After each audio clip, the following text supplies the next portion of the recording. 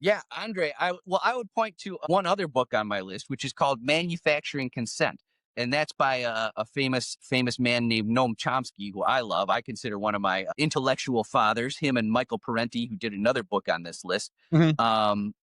But Noam Chomsky's book, Manufacturing Consent, talks about how consent is manufactured, just like a car is manufactured. Mhm. Propaganda system, the American propaganda system, starts when we're watching Saturday morning cartoons on, when we're little kids, when we're watching things like Paw Patrol, which tells us that authority figures like police and firefighters are always trustworthy and that we should always, do what they say. Mhm. So there's an American propaganda system that works hard to get us to go along with this system Mhm. and to convince us.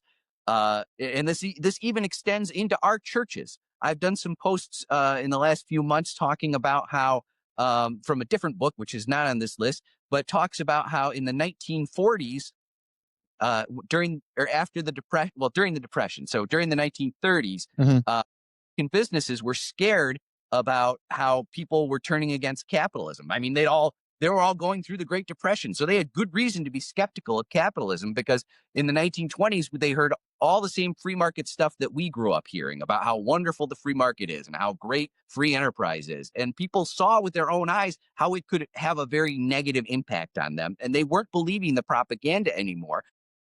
Business people started paying pastors and priests and donating money to their churches to get them to spread a business pot, a pro business type of message to their parishioners. Mhm. So, you go into church and you're supposed to be hearing about God and how to be a good person, and they're slipping in messages about how great business is and how great the American free enterprise system is. You're not even in a skeptical mindset when you're young watching cartoons or sitting in church or sitting in school, which also, works a lot harder to make us into workers in Mhm. this capitalist system than it does to produce people who can actually think critically about any of it.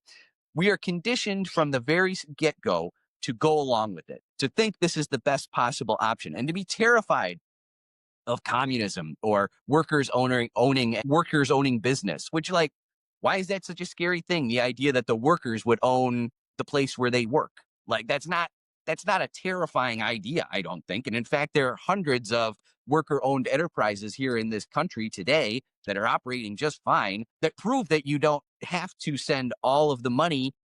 I like to say that capitalism is a pyramid scheme. Capitalism tends to send all that money up to the top, to those billionaires at the top of the pyramid. And we're the ones doing all the hard work. Those billionaires, their companies wouldn't be worth all that money if we weren't working hard every day to make it worth something.